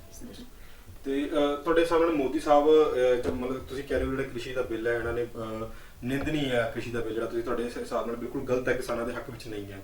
ਹੋਰ ਜਿਹੜੇ ਬਾਕੀ ਮੋਦੀ ਸਾਹਿਬ ਦੀ ਨੀਤੀਆਂ ਨੇ, ਬਾਕੀ ਹੋਰ ਕੰਮ ਨੇ ਜਿਹੜੇ ਕਰ ਰਹੇ ਨੇ, ਤੁਹਾਡੇ ਹਿਸਾਬ ਨਾਲ ਕਿਵੇਂ ਦਾ ਕੰਮ ਕਰ ਰਹੇ ਨੇ ਦੇਸ਼ ਦੇ ਹਿੱਤ ਲਈ? ਦੇਸ਼ ਦੇ ਹਿੱਤ ਲਈ ਵਧੀਆ ਕੰਮ ਕਰ ਰਹੇ ਨੇ। ਅਸੀਂ ਸਾਡੇ ਪ੍ਰਧਾਨ ਮੰਤਰੀ ਨੇ ਦੇਸ਼ ਦੇ, ਚਾਹੇ ਕਿਸੇ ਵੀ ਪਾਰਟੀ ਨਾਲ ਸੰਬੰਧ ਰੱਖਦੇ ਹਨ, ਉਹਨਾਂ ਕੋਈ ਨਹੀਂ ਕਿ ਜਿਹੜਾ ਸ਼ੋਭਾ ਵਾਲਾ ਕੰਮ ਉਸ ਦੀ ਜ਼ਰੂਰ ਸ਼ੋਭਾ ਕਰਾਂਗੇ। ਜਿਹੜਾ ਨਿੰਦਨੀ ਹੈ ਉਸ ਨੂੰ ਨਿੰਦਨੀ ਕਹਾਂਗੇ ਕਿਉਂਕਿ GST ਨੀਂਦਨੀ ਸੀ, ਉਹ ਕੋਈ ਸ਼ੋਭਾ ਵਾਲੀ ਸੀ। ਜਾਂ ਫਿਰ ਹੋਰ ਜਿਹੜੀਆਂ ਨੇ ਕਾਫੀ ਨੀਤੀਆਂ ਕੱਢੀਆਂ ਉਹ ਨਿੰਦਨੀਆਂ ਸੀ। ਅੱਜ ਜਦੋਂ ਕਾਂਗਰਸ ਸਰਕਾਰ ਸੀ, ਪੈਟਰੋਲ ਵਾਲੇ ਕਿੰਨੀ ਖਪਤ ਆਉਂਦੇ ਸੀ, ਇੰਨੇ ਲੀਟਰ ਹੋ ਗਿਆ। ਅੱਜ ਉਸ ਸਮੇਂ ਜਿਹੜਾ ਮੀਡੀਆ ਸੀਗਾ ਹਿੰਦੁਸਤਾਨ ਦਾ ਸਾਰਾ ਫੋਕਸ ਕਰਦਾ ਸੀਗਾ ਕਿ ਦੇਖੋ ਜੀ ਇੰਨੇ ਲੀਟਰ ਪੈਟਰੋਲ ਹੋ ਗਿਆ। ਅੱਜ ਕਿਸੇ ਨਿਊਜ਼ 'ਚ ਨਹੀਂ ਆ ਰਹੀ ਔਰ ਇਸ ਲਈ ਪੈਟਰੋਲ ਗੱਡੀਆਂ ਵਿੱਚ ਪਾਣਾ ਬੜਾ ਦੁਸ਼ਵਾਰ ਹੋ ਗਿਆ ਲੋਕਾਂ ਲਈ। ਆਲੂ ਪਿਆਜ਼ ਦੀ ਕੀਮਤਾਂ ਦੇਖੋ, ਸਬਜ਼ੀ ਮੰਡੀ ਵਿੱਚ ਚੱਲ ਜੋ ਕਿੰਨੀ ਕੀਮਤ ਹਰ ਚੀਜ਼ ਦੀ ਵੱਧ ਰਹੀ ਹੈ। ਰਸੋਈ ਜਿਹੜੀ ਇੱਕ ਲੇਡੀਜ਼ ਕੋਲ ਘਰ ਜਾ ਕੇ ਪੁੱਛੋ ਰਸੋਈ ਦੀ ਹਾਲਤ ਕੀ ਹੋ ਗਈ ਹੈ। ਇਸ ਦਾ ਸਾਰਾ ਜੋ ਹੈ ਭਾਰਤ ਸਰਕਾਰ ਨੂੰ ਜਾਂਦਾ ਹੈ। ਜਦੋਂ ਕੋਈ ਕ੍ਰੈਡਿਟ ਲੈਣਾ ਹੁੰਦਾ ਹੈ ਉਦੋਂ ਕਹਿੰਦੇ ਭਾਰਤ ਸਰਕਾਰ ਕੰਮ ਕਰ ਰਹੀ ਹੈ ਤੇ ਪੰਜਾਬ ਸਰਕਾਰ ਨੂੰ ਕੋਸ ਦਿੱਤਾ ਜਾਂਦਾ ਹੈ। ਜਦੋਂ ਪੰਜਾਬ ਸਰਕਾਰ ਕੋਈ ਚੰਗਾ ਕੰਮ ਕਰਦੀ ਹੈ ਤੇ ਉਹਨੂੰ ਉਹਦਾ ਕ੍ਰੈਡਿਟ ਲੈਣ ਦੀ ਇਹ ਕੋਸ਼ਿਸ਼ ਕਰਦੇ ਨੇ ਭਾਰਤ ਸਰਕਾਰ ਵਾਲੇ। ਤੇ ਤੁਸੀਂ 10 ਦੇ ਵਿੱਚੋਂ ਕਿੰਨੇ ਨੰਬਰ ਦੋਗੇ ਮੋਦੀ ਸਾਹਿਬ? 10 ਦੇ ਵਿੱਚੋਂ ਮੋਦੀ ਸਾਹਿਬ ਨੂੰ ਸਿਰਫ 3 ਨੰਬਰ ਦੇਵਾਂਗਾ ਮੈਂ ਔਰ ਆਪਣੇ ਕੈਪਟਨ ਸਾਹਿਬ ਇਹ ਜਿਸ ਤਰ੍ਹਾਂ ਕੰਮ ਕਰਨਾ ਸ਼ੁਰੂ ਕੀਤਾ ਹੈ 10 ਦੇ 10 ਨੰਬਰ ਇਹਨਾਂ ਨੂੰ ਦਿਆਂਗੇ। ਗਣੇਸ਼ ਕੁਮਾਰ ਜੀ, ਸਭ ਤੋਂ ਪਹਿਲਾਂ ਸਾਨੂੰ ਸਾਡੇ ਦਰਸ਼ਕਾਂ ਨੂੰ ਇਹ ਦੱਸੋ ਕਿ ਤੁਸੀਂ ਆਉਣ ਵਾਲੇ ਇਲੈਕਸ਼ਨਾਂ ਦੇ ਵਿੱਚ ਚੁਣਾਵੀ ਮੈਦਾਨ 'ਚ ਉਤਰੇ MC ਦੇ? ਜੀ, ਜਿਸ ਤਰ੍ਹਾਂ ਪਹਿਲਾਂ ਮੇਰੇ ਪਰਿਵਾਰ ਆਏ, ਮੇਰੀ ਜਿਹੜੀ ਵਾਰਡ ਹੈ ਇਹ ਵਾਰਡ ਸੀ ਪਹਿਲੋਂ, ਤੇ ਮੈਂ ਜਦੋਂ ਇਹਨਾਂ ਨੇ ਮੈਨੂੰ ਇੰਨੀ ਭਾਰੀ ਬਹੁਮਤ ਨਾਲ ਜਿਤਾਇਆ ਔਰ ਜਿੰਨਾ ਪਿਆਰ ਮੈਨੂੰ ਧਰਮਾਸ਼ਾਲ ਏਰੀਆ ਵਿੱਚ ਪੂਰੇ 4 ਮਹੱਲੇ ਕੁਆਟਰ ਰਾਮਨਗਰ ਏਰੀਆ ਵਿੱਚ ਮਿਲਿਆ ਹੈ, ਇਹ ਵਾਰਡ ਨਹੀਂ ਹੈ, ਇਹ ਮੇਰੀ ਇੱਕ ਫੈਮਿਲੀ ਹੈ। ਜੇ ਮੇਰਾ ਪਰਿਵਾਰ ਮੈਨੂੰ ਕਹਿੰਦਾ ਹੈ ਕਿ ਇਲੈਕਸ਼ਨ ਵਿੱਚ ਅੱਜ ਮੈਂ ਕਿਸੇ ਵੀ ਗਲੀ ਵਿੱਚ ਜਾ ਰਿਹਾ ਔਰ ਕਈ ਤੇ ਇੱਥੇ ਤੱਕ ਵੀ ਕਹਿ ਰਹੇ ਨੇ ਕਿ MC ਸਾਹਿਬ ਤੁਸੀਂ ਤੁਹਾਡੇ ਮੁਕਾਬਲੇ ਅਸੀਂ ਕਿਸੇ ਨੂੰ ਇਲੈਕਸ਼ਨ ਨਹੀਂ ਲੜਨ ਦੇਣਾ, ਅਸੀਂ ਇਸ ਤਰ੍ਹਾਂ ਚੁਣਾਵ ਚਾਹੁੰਦੇ ਹਾਂ, ਤੁਹਾਡੀ ਬਾਂਹ ਖੜੀ ਕਰਕੇ ਮਾਲੀ ਦੇ ਛੱਡੀ ਭਲਵਾਨ ਬੰਦੀ ਇਸ ਤਰ੍ਹਾਂ ਮਾਲੀ ਦੇ ਦਈਏ। ਚਲੋ ਮੈਂ ਇਲੈਕਸ਼ਨ ਲੜਨਾ ਹੈ ਔਰ ਜਿਸ ਤਰ੍ਹਾਂ 6 ਸਾਲ ਸੇਵਾ ਕੀਤੀ ਹੈ ਇਹ ਸੇਵਾ ਨੂੰ ਜਦ ਤੱਕ ਮੈਂ ਕੰਟੀਨਿਊ ਜਾਰੀ ਰੱਖਾਂਗਾ, ਜਦ ਤੱਕ ਮੇਰੇ ਸਰੀਰ 'ਚ ਤਾਕਤ ਹੈ ਉਦੋਂ ਤੱਕ ਇਸ ਸੇਵਾ ਨੂੰ ਜਾਰੀ ਰੱਖਾਂਗੇ। ਇਲੈਕਸ਼ਨ ਲੋਕੀ ਲੜਾਂਗੇ, ਇਲੈਕਸ਼ਨ ਲੜਾਂਗੇ ਕਿਉਂਕਿ ਸੇਵਾ ਹੀ ਕੰਮ ਹੈ। ਇਹ MC ਅੱਜ ਤੱਕ ਨਹੀਂ ਪਤਾ ਕਿ ਮੈਂ MC ਹੈ ਵੀ ਹਾਂ, ਕੋਈ ਮੈਨੂੰ MC ਕਹਿੰਦਾ ਯਾਰ ਮੈਨੂੰ ਇਸ ਤਰ੍ਹਾਂ ਮੈਂ ਪਹਿਲੀ ਵਾਰ ਆਪਣੇ ਆਪ ਨੂੰ ਪ੍ਰਤੀਤ ਕਰਨਾ ਜਿਸ ਤਰ੍ਹਾਂ ਰਵੱਈਆ ਮੇਰਾ ਕਾਉਂਸਲਰ ਤੋਂ ਪਹਿਲਾਂ ਸੀ ਉਹ ਤਾਂ ਰਵੱਈਆ ਹੁਣ ਤੱਕ ਹੈ। ਮੈਂ ਆ ਪਜਾਮਾ ਕੁੜਤਾ ਪਾਣਾ ਜਿਵੇਂ ਸ਼ੁਰੂ ਕਰ ਛੱਡਿਆ ਮੈਂ। ਇਸ ਤੋਂ ਇਲਾਵਾ ਆਪਣੇ ਜੀਵਨ ਵਿੱਚ ਮੈਂ ਕੋਈ ਕਿਸੇ ਵੀ ਤਰ੍ਹਾਂ ਦੀ ਚੇਂਜਿੰਗ ਨਹੀਂ ਆਉਣ ਦਿੱਤੀ। ਬਟ ਜਦੋਂ ਮੈਂ ਅੱਜ ਤੋਂ 6 ਸਾਲ ਪਹਿਲੇ 5.5 ਸਾਲ ਪਹਿਲਾਂ ਮੇਰਾ ਇਲੈਕਸ਼ਨ ਸੀਗਾ ਉਦੋਂ ਦਾ ਮੇਰਾ ਬੈਂਕ ਬੈਲੈਂਸ, ਮੇਰੀ ਪ੍ਰਾਪਰਟੀ ਚੈੱਕ ਕੀਤੀ ਜਾਏ ਤੇ ਅੱਜ ਦੀ ਪ੍ਰਾਪਰਟੀ ਚੈੱਕ ਕੀਤੀ ਜਾਏ ਤੇ ਲੱਗਦਾ ਕਿ ਪੰਜਾਬ ਦੇ ਵਿੱਚ ਸਭ ਤੋਂ ਗਰੀਬ MC ਮੈਂ ਰਹਿ ਗਿਆ। ਠੀਕ ਹੈ ਜੀ, ਇਹ ਜਦੋਂ ਮਰਜ਼ੀ ਕੋਈ ਟੈਕਸ ਵਾਲੇ ਆ ਕੇ ਚੈੱਕ ਕਰ ਲੈਣ, ਜਿੰਨਾ ਮੇਰੇ ਅਕਾਊਂਟ 'ਚ ਉਸ ਦਾ 10ਵਾਂ ਹਿੱਸਾ ਵੀ ਰਹਿ ਗਿਆ। ਇਹ ਸਾਰਾ ਮੈਂ ਲੋਕਾਂ ਦੀ ਸੇਵਾ ਵਿੱਚ ਸਮਰਪਿਤ ਕੀਤਾ ਹੈ। ਕਦੀ ਵੀ ਅੱਜ ਤੱਕ ਕੋਈ ਕਰਪਸ਼ਨ ਨਹੀਂ ਕੀਤਾ, ਕੋਈ 1 ਰੁਪਈਆ ਕਿਸੇ ਕੋਲ ਲਿਆ, ਨਾ ਕਿਸੇ ਕੋਲ ਪੈਟਰੋਲ ਪਵਾਇਆ ਗੱਡੀ ਵਿੱਚ, ਨਾ ਅੱਜ ਤੱਕ ਕਿਸੇ ਕੋਲ ਕੋਈ 5 ਰੁਪਈਏ ਲਈ ਹੈ। ਹਾਂ, ਜਿੰਨੀ ਮੇਰੇ ਕੋਲ ਮਦਦ ਹੁੰਦੀ ਹੈ ਤਨ ਮਨ ਧਨ ਦੇ ਨਾਲ ਮੈਂ ਮੇਰੀ ਪਰਿਵਾਰ ਕਰਨੀ ਆ ਔਰ ਇਲਜ਼ਾਮ ਲਾਉਣ ਵਾਲੇ ਦੂਜੀ ਪਾਰਟੀ ਵਾਲੇ ਬੈਠੇ ਆ, ਚਲੋ ਉਹਨਾਂ ਨੂੰ ਚਾਹੀਦਾ ਵੀ ਹੈਗਾ ਇਸ ਵੇਲੇ ਤੁਹਾਨੂੰ ਕੋਈ ਮੁੱਦਾ ਨਹੀਂ ਲੱਭ ਰਿਹਾ ਕਿ ਕਿਹੜਾ ਕੋਈ ਇਹੋ ਜਿਹਾ ਮੁੱਦਾ ਲੱਭੀਏ ਕਿ ਇਹਨੂੰ ਮਾਤ ਦੇ ਸਕੀਏ, ਪਰ ਸੇਵਾ ਕਰਨ ਲਈ ਸੇਵਾ ਕਰਦੇ ਹਾਂ। ਜਿਵੇਂ ਕਿ ਸਰ ਤੁਸੀਂ ਪਹਿਲੇ ਇਲੈਕਸ਼ਨ ਲੜੇ ਸੀ ਇੰਡੀਪੈਂਡੈਂਟ ਹੋ ਕੇ, ਜੀ। ਹੁਣ ਤੁਸੀਂ ਵੈਸੇ ਕਾਂਗਰਸ ਪਾਰਟੀ ਨਾਲ ਤੁਸੀਂ ਬਹੁਤ ਚਿਰ ਤੋਂ ਜੁੜੇ ਹੋਏ ਹੋ, ਹੁਣ ਵੀ ਤੁਸੀਂ ਉਹਨਾਂ ਦੀ ਸਪੋਰਟ ਦੇ ਵਿੱਚ ਤੁਸੀਂ ਉਹਨਾਂ ਨਾਲ ਮਿਲ ਕੇ ਤੁਸੀਂ ਆਪਣੇ ਵਾਰਡ ਦੇ ਕੰਮ ਕਰਵਾ ਰਹੇ ਹੋ, ਤੇ ਆਉਣ ਵਾਲੇ ਇਲੈਕਸ਼ਨਾਂ ਦੇ ਵਿੱਚ ਤੁਸੀਂ ਕਾਂਗਰਸ ਵੱਲੋਂ ਟਿਕਟ ਲੈ ਰਹੇ ਹੋ ਜਾਂ ਫਿਰ ਆਜ਼ਾਦੀ ਇਲੈਕਸ਼ਨ ਲੜੋਗੇ? ਬਿਲਕੁਲ ਜੀ, ਐਮਐਲਏ ਸਾਹਿਬ ਦਾ ਆਸ਼ੀਰਵਾਦ ਨਾਲ ਹੈ ਜੀ। ਔਰ ਸਾਰੀ ਕਾਂਗਰਸ ਪਾਰਟੀ ਦਾ ਆਸ਼ੀਰਵਾਦ ਨਾਲ ਹੈ ਜੀ। ਸਾਰੀ ਹਾਈ ਕਮਾਂਡ ਦਾ ਆਸ਼ੀਰਵਾਦ ਨਾਲ ਹੈ ਜੀ। ਤੇ ਬਿਲਕੁਲ ਕਾਂਗਰਸ ਵੱਲੋਂ ਪੰਜਾਂ ਦੀ ਸ਼ਾਂਤ ਇਲੈਕਸ਼ਨ ਲੜਾਂਗੇ ਜੀ। ਔਰ ਕੋਸ਼ਿਸ਼ ਕਰਾਂਗਾ ਕਿ ਜਿੰਨਾ ਕਹਿੰਦੇ ਜੋ ਬਹੁਤਾ ਇਨਸਾਨ ਉਹੀ ਕੱਟਦਾ ਹੈ। ਜੀ। ਅਸੀਂ ਕਣਕ ਲਾ ਕੇ ਝੋਨੇ ਦੀ ਉਮੀਦ ਨਹੀਂ ਕਰ ਸਕਦੇ, ਝੋਨਾ ਰਾਇਆ ਔਰ ਮੈਨੂੰ ਪਤਾ ਕਿ ਫਸਲ ਹਰੀ ਹੈ ਜੀ। ਔਰ ਵਧੀਆ ਹੈ ਜੀ। ਔਰ ਪਠਾਨਕੋਟ 'ਚ 50 ਕੌਂਸਲਰਾਂ ਇਲੈਕਸ਼ਨ ਲੜਨਾ ਹੈ ਜੀ। ਆਪਣੇ ਆਪਣੇ ਵਾਰਡ ਦੇ ਵਿੱਚ। ਜੀ। ਮੇਰੀ ਕੋਸ਼ਿਸ਼ ਮੇਰੀ ਵਾਰਡ ਦੀ ਨੇ ਜੋ ਮੈਨੂੰ ਕਿਹਾ ਹੈ, ਪਠਾਨਕੋਟ ਦੇ 50 ਐਮਸੀਆਂ ਵਿੱਚੋਂ ਸਭ ਤੋਂ ਵੱਡੀ ਲੀਡ ਨਾਲ ਮੇਰੀ ਵਾਰਡ ਜਿੱਤ ਹੋਵੇਗੀ ਜੀ। ਔਰ ਕਾਂਗਰਸ ਜਿੱਤ ਹੋਵੇਗੀ। ਜੀ। ਤੁਸੀਂ ਸਾਡੇ ਦਰਸ਼ਕਾਂ ਨੂੰ ਦੱਸੋ ਵੀ ਪਿੱਛੇ ਜੀ ਹੁਣ ਕਰੋਨਾ ਕਿੰਨਾ ਮਤਲਬ ਕਿ ਜ਼ਿਆਦਾ ਕਹਿਰ ਢਾਇਆ ਪੂਰੇ ਪੰਜਾਬ ਦੇ ਉੱਤੇ, ਪੂਰੇ ਦੇਸ਼ ਦੇ ਉੱਤੇ ਕਿੰਨੇ ਪਿਛਲੇ ਕੁਝ ਮਹੀਨਿਆਂ ਤੋਂ ਲੋਕਡਾਊਨ ਚੱਲਦਾ ਰਿਹਾ, ਤੇ ਤੁਸੀਂ ਆਪਣੇ ਵਾਰਡ ਦੇ ਵਿੱਚ ਇਸ ਬਿਮਾਰੀ ਦਾ ਕਿਵੇਂ ਨਜਿੱਠਿਆ, ਕਿਵੇਂ ਲੋਕਾਂ ਦੀ ਹੈਲਪ ਕੀਤੀ ਤੁਸੀਂ? ਇਸ ਲਈ ਮੈਂ ਬਹੁਤ ਜ਼ਿਆਦਾ ਖੁਸ਼ ਹਾਂ ਜੀ, ਜਿੰਨੀ ਮਦਦ ਮੇਰੀ ਟੀਮ ਨੇ ਮੇਰੀ ਵਾਰਡ ਵਿੱਚ ਕੀਤੀ ਹੈ। ਜੀ। ਸ਼ਾਇਦ ਸਾਰਿਆਂ ਨੇ ਆਪਣੀ ਵਾਰਡ 'ਚ ਕੀਤੀ ਹੋਵੇਗੀ, ਜੀ। ਪਰ ਮੈਂ ਆਪਣੀ ਵਾਰਡ ਵਿੱਚ ਜਿਹੜੀ ਸੇਵਾ ਕੀਤੀ ਬੜਾ ਸੰਤੁਸ਼ਟ ਹਾਂ। ਜੀ। ਇਸ ਤਰ੍ਹਾਂ ਕਿ ਸਭ ਤੋਂ ਪਹਿਲਾਂ ਜਿਸ ਦਿਨ ਕਰੋਨਾ ਦੀ ਸ਼ੁਰੂਆਤ ਹੋਈ ਹੈ, ਜੀ। ਸਭ ਤੋਂ ਪਹਿਲਾਂ ਅਸਾਂ ਇੱਕ ਪਰਸਨਲ ਗੱਡੀ ਮੇਰੇ ਕੋਲ ਹੈ, ਜੀ। ਦੋ ਗੱਡੀਆਂ ਮੇਰੇ ਬ੍ਰਦਰਸ ਜਿਹੜੇ ਪੁਲਿਸ 'ਚ ਨੇ ਉਹਦੇ ਕੋਲ ਨੇ, ਜੀ। ਦੋ ਮੇਰੇ ਦੋਸਤ ਦੀ, 4-5 ਗੱਡੀਆਂ ਅਸੀਂ ਹਾਇਰ ਕਰਕੇ ਜਿਹੜੇ ਪੇਸ਼ੈਂਟ ਬਿਮਾਰ ਹੁੰਦੇ ਵਿਚਾਰੇ ਘਰੋਂ ਦਵਾਈ ਨਹੀਂ ਲੈ ਕੇ ਜਾ ਸਕਦੇ, ਜੀ। ਉਹਨਾਂ ਨੂੰ ਸਟਾਰਟ ਵਿੱਚ ਪਹਿਲੇ ਦਿਨ ਤੋਂ ਦੂਜੇ ਦਿਨ ਸੁਵਿਧਾ ਸ਼ੁਰੂ ਕਰਤੀ ਕਿ ਸਿਵਲ ਹਸਪੀਟਲ ਲੈ ਕੇ ਜਾਣਾ, ਵਾਪਿਸ ਲੈ ਕੇ ਆਣਾ, ਜਾਂ ਕੋਈ ਪ੍ਰਾਈਵੇਟ ਹਸਪੀਟਲ ਜਾਣਾ ਚਾਹੁੰਦਾ ਆਪਣੀ ਗੱਡੀ 'ਚ ਲੈ ਕੇ ਜਾਣਾ, ਉਹ ਲੈ ਕੇ ਉਹਨੂੰ ਘਰ ਛੱਡਦੇ ਸੀਗੇ। ਜੀ। ਇਸ ਸੁਵਿਧਾ ਦੇ ਨਾਲ ਫਿਰ ਦੂਸਰਾ ਸੈਕੰਡਲੀ ਅਸੀਂ ਤਿਆਰ ਹੋਏ, ਸਾਡੀ ਮਾਂ ਕਾਲੀ ਜੀ ਦਾ ਮੰਦਿਰ ਹੈ ਜਿਸ ਦੇ ਆਸ਼ੀਰਵਾਦ ਨਾਲ ਮੈਂ 4 ਮਹੱਲੇ ਵਿੱਚ ਉਸ ਦੇ ਮੰਦਿਰ ਚੜ੍ਹ ਕੇ ਲੋਕਾਂ ਨੂੰ ਇਲੈਕਸ਼ਨ ਲੜਾਇਆ, ਮੈਂ ਜਿੱਤਿਆ ਸੀਗਾ। ਜੀ। ਤੇ ਉਸ ਮੰਦਿਰ ਵਿੱਚ ਜਾ ਕੇ ਮੇਰੀ ਵਾਰਡ ਦੇ ਲੋਕਾਂ ਨੇ ਕੋਈ ਇੱਕ ਦਿਨ ਥੋੜਾ ਜਿਹਾ ਰਾਸ਼ਨ ਮੇਰੇ ਦੋਸਤਾਂ ਨੇ ਬਣਾਇਆ, ਏਐਮਸੀ ਦਾ ਬਣਾਇਆ ਤੇ ਕੁਝ ਪਰਿਵਾਰਾਂ ਨੂੰ ਦੇ ਆਈਏ। ਤੇ ਮੇਰੇ ਮਨ 'ਚ ਬੜੀ ਇੱਛਾ ਜਾਗੀ ਔਰ ਮਾਤਾ ਜੀ ਨੂੰ ਕਿਹਾ ਕਿ ਮਾਤਾ ਜੀ ਥੋੜੀ ਹੈਲਪ ਤੁਸੀਂ ਕਰੋ, ਭਗਵਾਨ ਅੱਗੇ ਹੀ ਕਰਨੀ ਹੁੰਦੀ ਹੈ। ਤਾਂ ਇੱਕ ਟੀਮ ਅਸੀਂ ਆਪਣੀ 8-10 ਬੰਦਿਆਂ ਦੀ ਬਣਾਈ ਔਰ ਉਹਦੇ ਨਾਲ ਅਸੀਂ 1000 ਬੰਦੇ ਦਾ ਰਾਸ਼ਨ ਜਿਹੜਾ 41 ਡੇ 4 ਮਰਲਾ ਏਰੀਆ, ਬ੍ਰਹਮਸ਼ਾਲ ਏਰੀਆ ਬਿਨਾਂ ਸਟਾਪ ਕੰਟੀਨਿਊਸ 48 ਦਿਨ ਜਿਹੜਾ ਲੋਕਾਂ ਨੇ 1000 ਬੰਦੇ ਨੂੰ ਰੋਟੀ ਜਿਹੜੀ ਹੈ ਗੱਡੀ ਰਾਹੀਂ ਜਾ ਕੇ ਘਰ ਪਹੁੰਚਾਈ ਜਾਂ ਰੋਡਾਂ ਲੋਕਲ ਵਿੱਚ। ਤੇ ਐਮਐਲਏ ਸਾਹਿਬ ਵੱਲੋਂ ਤੁਹਾਨੂੰ ਕਿੰਨੀ ਕੁ ਹੈਲਪ ਕੀਤੀ? ਐਮਐਲਏ ਸਾਹਿਬ ਵੱਲੋਂ ਵੀ ਬਹੁਤ ਜ਼ਿਆਦਾ ਹੈਲਪ ਆਈ। ਜਦੋਂ ਵੀ ਵਿੱਚ 20 ਡੇਜ਼ ਲੰਗਰ ਹੋ ਗਿਆ, ਮੈਂ ਐਮਐਲਏ ਸਾਹਿਬ ਨੂੰ ਸਪੈਸ਼ਲੀ ਫੋਨ ਕੀਤਾ, ਸਰ ਮੇਰੇ ਕੋਲ ਥੋੜਾ ਲੰਗਰ ਦਾ ਸਿਸਟਮ ਘੱਟ ਰਿਹਾ ਹੈ ਤੇ ਉਹਨਾਂ ਨੂੰ ਭਰਪੂਰ ਆਸ਼ੀਰਵਾਦ ਮਿਲਿਆ ਕਿ ਤੁਹਾਨੂੰ ਲੰਗਰ ਹੀ ਰੁਕਣ ਦੇਣਾ, ਕਿਸੇ ਚੀਜ਼ ਦੀ ਕਮੀ ਨਹੀਂ ਆਏਗੀ। ਜੀ ਸਰ। ਔਰ ਸਾਰਾ ਦਾ ਸਾਰਾ ਜਿਹੜਾ ਸਿਸਟਮ ਚੱਲਦਾ ਗਿਆ। ਇਸ ਦੇ ਬਾਅਦ ਕਰੋਨਾ ਵਿੱਚ ਅਸੀਂ ਸੈਕੰਡਲੀ ਜਿਹੜਾ ਸੁੱਕਾ ਰਾਸ਼ਨ 350 ਘਰ ਲਗਭਗ ਉਧਰ ਔਰ ਇੰਨੇ ਇੱਧਰ ਨਹੀਂ, ਕੋਈ 700 ਪਰਿਵਾਰ ਜਿਹੜਾ ਪੂਰੇ ਵਾਰਡ ਨੰਬਰ 39 ਚ ਆਉਂਦਾ, 700 ਪਰਿਵਾਰ ਵਿੱਚੋਂ ਕੋਈ 10-20 ਪਰਿਵਾਰ ਜਿਹੜੇ ਬੜੇ ਹਾਈ ਲੈਵਲ ਦੇ ਨੇ, ਉਹਨਾਂ ਨੂੰ ਛੱਡ ਕੇ ਮਿਡਲ ਔਰ ਲੋ ਜਿੰਨੀ ਫੈਮਿਲੀ ਸੀ, ਕਿਉਂਕਿ ਬ੍ਰਹਮਸ਼ਾਲ ਦੇ ਟੋਟਲੀ 99% ਲੋ ਫੈਮਿਲੀਜ਼ ਹੈ, ਇੱਧਰ ਵੀ ਮਿਡਲ ਔਰ ਲੋ ਨੇ, ਹਰ ਘਰ ਵਿੱਚ ਜਾ ਕੇ ਜਿਹੜੇ ਬਹੁਤ ਜ਼ਰੂਰਤਮੰਦ ਸੀਗੇ ਉਹਨਾਂ ਨੂੰ ਇੱਕ ਵਾਰੀ ਸੁੱਕਾ ਰਾਸ਼ਨ ਜਿਹੜਾ ਦਿਲਵਾਇਆ। ਜਿਹੜੇ ਉਸ ਤੋਂ ਜ਼ਿਆਦਾ ਜ਼ਰੂਰਤਮੰਦ ਸੀ ਉਹਨੂੰ 2 ਵਾਰੀ ਦਿੱਤਾ, ਜਿਹੜੇ ਥਰਡ ਉਸ ਤੋਂ ਜ਼ਿਆਦਾ ਜ਼ਰੂਰਤਮੰਦ ਸੀ ਉਹਨਾਂ ਨੂੰ 3 ਵਾਰੀ ਰਾਸ਼ਨ ਦਿੱਤਾ ਹੈ, ਬਹੁਤ ਸਾਰੇ ਪਰਿਵਾਰਾਂ ਨੂੰ। ਔਰ ਅੱਜ ਤੱਕ ਵੀ ਜਿਸ ਪਰਿਵਾਰ 'ਚ ਮੈਂ ਦੇਖਣਾ ਕਿ ਇਹ ਚੀਜ਼ ਦੀ ਨਜ਼ਰ ਆਉਂਦਾ ਕਿ ਚੁੱਲ੍ਹਾ ਬੰਦ ਹੋਣ ਵਾਲਾ, ਉਹਨਾਂ ਦਾ ਬੰਦ ਨਹੀਂ ਹੋਣ ਦਿੱਤਾ, ਨਾ ਹੁੰਦੇ ਹੋਵੇ ਜੀਵਨ 'ਚ।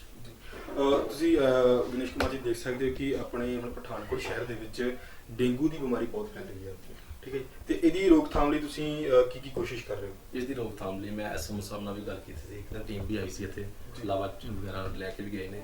ਸਾਡੇ 1-2 ਗਲੀ ਵਿੱਚ ਬਾਥਰੂਮ ਬਣੇ ਹੋਏ ਨੇ ਜਿੱਥੇ ਨਾ ਸਾਡੀ ਮਾਤਾ ਭੈਣਾਂ ਜਿਹੜੀਆਂ ਨਾ ਪਾਣੀ ਵਾਈਟ ਜਿਹੜਾ ਸਾਫ਼ ਪਾਣੀ ਰੱਖ ਦਿੰਦੀਆਂ ਸੀ, ਉਸ ਗਲੀ ਵਿੱਚ ਬਹੁਤ ਜ਼ਿਆਦਾ ਕੇਸਿਸ ਆਏ। ਪਾਰਕ ਦੇ ਨਾਲ ਗਲੀ ਹੈ, ਉਹ 10-12-14 ਕੇਸ ਆਏ ਨੇ।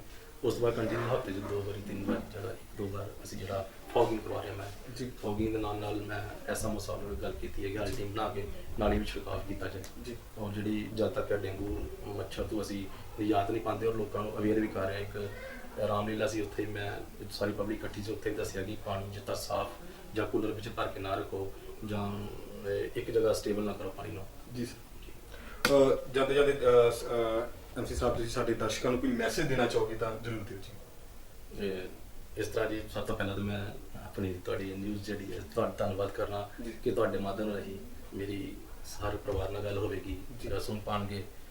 ਮੈਸੇਜ ਮੇਰਾ ਇਹੀ ਹੈ ਜੀ ਕਿ ਜ਼ਿੰਦਗੀ ਵਿੱਚ ਇਮਾਨਦਾਰੀ ਬਹੁਤ ਵੱਡੀ ਚੀਜ਼ ਹੈ। ਜਿਹੜਾ ਇਨਸਾਨ ਮਿਹਨਤ ਕਰਦਾ ਹੈ, ਮੇਰੇ ਲਾਈਫ ਦਾ ਬੜਾ ਵੱਡਾ ਪੀਰੀਅਡ ਚੱਲਿਆ ਜੀ, ਪਰ ਮੈਂ ਜਿਹੜਾ ਵੀ ਕੰਮ ਪੜਿਆ, ਮੈਂ ਰੈਸਲਿੰਗ ਕਰਦਾ ਸੀਗਾ ਤੇ ਸਿਰਫ ਮੈਂ ਰੈਸਲਿੰਗ ਕਰਦਾ ਸੀਗਾ ਔਰ ਆਲ ਇੰਡੀਆਜ਼ ਮੇਰਾ 2 ਵਾਰ ਮੈਡਲ ਆਇਆ ਪੰਜਾਬ ਆਪਣਾ ਯੂਨੀਵਰਸਿਟੀ ਵਿੱਚ, 4 ਵਾਰੀ ਯੂਨੀਵਰਸਿਟੀ 골ਡ ਮੈਡਲ ਰਿਹਾ ਮੇਰਾ ਤੇ ਮੈਂ ਟੋਟਲ ਉਹ 'ਚ ਫੋਕਸ ਕਰਦਾ ਸੀਗਾ, ਸਿਰਫ ਮੈਂ ਰੈਸਲਿੰਗ ਕਰਨੀ ਹੋਰ ਕੁਝ ਨਹੀਂ। ਇਸ ਲਈ ਜਿਹੜੇ ਕੰਮ ਵਿੱਚ ਇਨਸਾਨ ਮਿਹਨਤ ਕਰਦਾ ਹੈ ਭਗਵਾਨ ਉਸ ਨੂੰ ਫਲ ਜ਼ਰੂਰ ਦਿੰਦਾ ਹੈ। ਜੇ ਅਸੀਂ ਇਲੈਕਸ਼ਨ 'ਚ ਲੋਕਾਂ ਦੀ ਸੇਵਾ ਕਰ ਰਹੇ ਹਾਂ, ਜੇ ਮੈਂ ਪਹਿਲਾਂ ਸੇਵਾ ਕੀਤੀ ਜੇ ਫਲ ਮੈਨੂੰ ਇਹ ਮਿਲਿਆ ਕਿ ਮੈਂ ਕੌਂਸਲਰ ਬਣ ਗਿਆ, ਜੇ ਮੈਂ ਹੁਣ ਵੀ ਸੇਵਾ ਕਰ ਰਿਹਾ ਉਹ ਪ੍ਰਮਾਤਮਾ ਦੇਖ ਰਿਹਾ ਜਾਂ ਇਸ ਪਬਲਿਕ ਦੇਖ ਰਹੀ ਹੈ ਤੇ ਇਸ ਦਾ ਫਲ ਵੀ ਇੱਦਾਂ ਹੀ ਮਿਲੇਗਾ। ਮੈਸੇਜ ਮੇਰਾ ਇਹੀ ਹੈ ਕਿ ਹਰ ਕੋਈ ਆਪਣੇ ਕੰਮ ਵਿੱਚ ਮਿਹਨਤ ਕਰੋ, ਨਸ਼ਿਆਂ ਤੋਂ ਦੂਰ ਰਹੋ ਔਰ ਭਗਵਾਨ ਤੁਹਾਡੀ ਬਾਂਹ ਫੜ ਕੇ ਜ਼ਰੂਰ ਤੁਹਾਨੂੰ ਇੱਕ ਦਿਨ ਕਾਮਯਾਬੀ ਔਰ ਤਰੱਕੀ ਦੇ ਰਾਹ ਵਿੱਚ ਲੈ ਕੇ ਜਾਵੇਗਾ। ਇਹ ਮੇਰਾ ਆਪਣਾ ਜੀਵਨ ਦਾ ਤਜਰਬਾ ਜੀ ਔਰ ਮੇਰਾ ਪ੍ਰੋਮਿਸ ਆਪਾਂ ਜੀ ਸਰ। ਸੋ ਦਰਸ਼ਕੋ, ਅੱਜ ਸਾਡੇ ਨਾਲ ਫੇਸ ਟੂ ਫੇਸ ਦੇ ਵਿੱਚ ਮੌਜੂਦ ਸੀ ਵਾਰਡ ਨੰਬਰ 39 ਪਠਾਨਕੋਟ ਦੇ ਐਮਸੀ ਸ਼੍ਰੀ ਗਣੇਸ਼ ਕੁਮਾਰ ਵਿੱਕੀ ਜੀ। ਗਣੇਸ਼ ਕੁਮਾਰ ਵਿੱਕੀ ਜੀ, ਤੁਹਾਡਾ ਬਹੁਤ ਬਹੁਤ ਧੰਨਵਾਦ, ਤੁਸੀਂ ਸਾਡੇ ਪ੍ਰੋਗਰਾਮ ਰਾਹੀਂ ਸਾਡੇ ਦਰਸ਼ਕਾਂ ਨਾਲ ਜੁੜੇ। ਸੋ ਦਰਸ਼ਕੋ, ਜੇ ਇਸੇ ਤਰ੍ਹਾਂ ਤੁਹਾਡੇ ਏਰੀਆ ਦੇ ਵਿੱਚ ਤੁਹਾਡੇ ਨੇੜੇ ਤੇੜੇ ਕੋਈ ਬਹੁਤ ਹੀ ਵਧੀਆ ਨੇਤਾ ਜਿਹਨੂੰ ਤੁਸੀਂ ਸਾਡੇ ਪ੍ਰੋਗਰਾਮ ਰਾਹੀਂ ਜਾਣਨਾ ਚਾਹੁੰਦੇ ਹੋ, ਦੇਖਣਾ ਚਾਹੁੰਦੇ ਹੋ, ਸੁਣਨਾ ਚਾਹੁੰਦੇ ਹੋ ਤਾਂ ਸਾਡੇ ਥੱਲੇ ਦਿੱਤੇ ਗਏ ਨੰਬਰਾਂ ਤੇ ਜ਼ਰੂਰ ਕਾਲ ਕਰੋ। ਮੈਂ ਰਮਨਦੀਪ TRL ਨਿਊਜ਼ ਤੋਂ, ਧੰਨਵਾਦ।